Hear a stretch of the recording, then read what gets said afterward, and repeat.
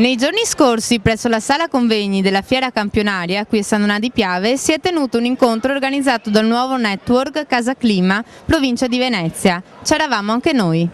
Allora, Casa Clima è un ente certificatore pubblico, a partecipazione pubblica, che si occupa di certificare gli edifici energeticamente sostenibili ad alto livello, si occupa di fare formazione sul progetto Casa Clima, appunto, cioè sul modo di costruire le case a basso consumo, e appunto di formazione e di informazione presso i cittadini o le istituzioni o le aziende.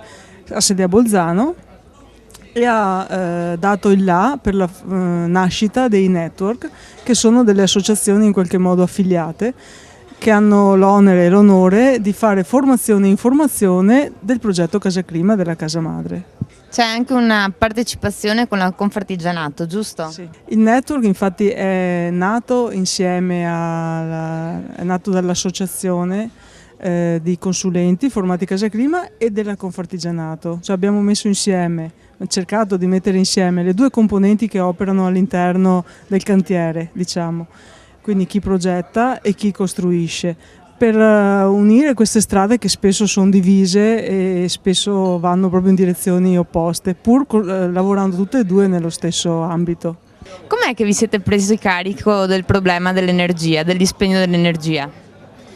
Credo sia un passaggio doveroso per un'associazione importante come la nostra prendere atto che così come stiamo andando avanti non si può andare avanti, né in termini energetici né in termini di opportunità di lavoro per le nostre aziende e di benefici anche e soprattutto per i cittadini. Come una persona, un imprenditore, comunque una società può entrare a far parte di questo network?